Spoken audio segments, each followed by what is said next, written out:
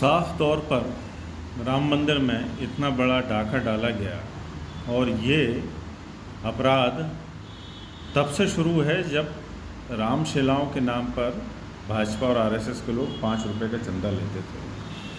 चंदा चोरी से लेके ईंट चोरी, संपत्ति की चोरी, ज़मीनों के घोटाले और अब 2000 करोड़ के लगभग की राशि का चढ़ावा चोरी हो गया।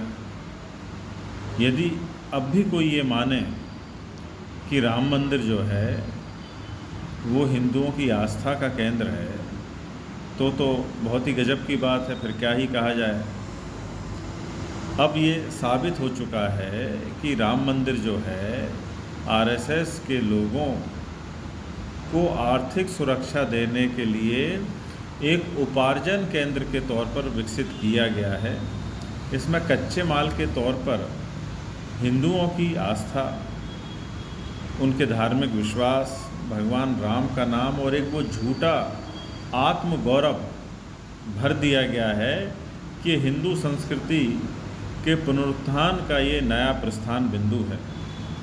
जबकि पूरा प्रपंच इस बात को लेकर रचा गया कि ये भाजपा और उसकी राजनीति को, आरएसएस और उसके संगठन को कैसे स्थायी तौर पर वित्त पोषण के लिए एक ऐसा उपक्रम बना दिया जाए जहां से जीवन भर धर्म का दोहन करके कमाई होती रहे और राजनीति चलती रहे।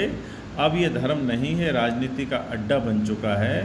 पहले ही एक संदिग्ध और झूठे व्यक्ति ने इसका शिलान्यास से लेके प्राण प्रतिष्ठा और ध्वजारोहण करके इसकी प्रतिष्ठा को तो ऐसे ही भंग कर दिया है। यदि राम मंदिर को आरएसएस और भाजपा के लोगों से मुक्त नहीं कराया जाएगा तो ये तय मानिए कि ये खंडहर में बदलते इसको देर नहीं लगेगी। लोग बता रहे हैं कि अभी यहाँ श्रद्धालु आने कम हो गए हैं। इस सब घोटाले के बाद भारतीय न्याय संहिता अपना काम नहीं कर पाती है। आरटीआई से इसको बाहर रखा गया है। किसी भी जिम्मेदार आदमी पर किसी भी प्रकार की कानूनी कार्रवाई नहीं हुई है। इससे पता चलता है कि ये भारत सरकार का या हिंदुओं का ट्रस्ट ना होकर ये आरएसएस का है। और अब देखिए कि एक नवरत्न कंपनी के सीएमडी पद पर रह चुके बजरंग लाल बागड़ा को वहाँ का महासचिव बनाया है। और ये सज्जन वो हैं जिन पर 107 करोड़ के फ्लाई ऐश निपटान का घोटाला, 15 करोड़ चूना खरीद का घोटाला, कास्टिक सोडा खरीद का घोटाला और भर्ती प्रक्रिया में घोटाले और गड़बड़ी के आरोप थे। और रिटायरमेंट के 10 महीने पहले ही इनको पद से हटा दिया गया था।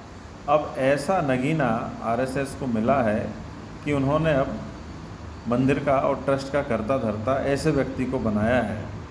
इसका मतलब ये है कि भाजपा ने, आरएसएस ने पहले से ही प्लानिंग कर रखी है कि इस मंदिर को हम जो है अपनी आर्थिक सुरक्षा के लिए, अपनी राजनीति को गति और सहारा देने के लिए एक ऐसे कारखाने के तौर पर विकसित करेंगे और ऐसा बना के रखेंगे कि वहाँ से हमें धन संपत्ति और चंदा चढ़ावा मिलता रहे, हमारी राजनीति चलती रहे और लोगों को हिंदू खतरे में है इस नाम पे धोखे में रखा जाए। जागो हिंदू जागो।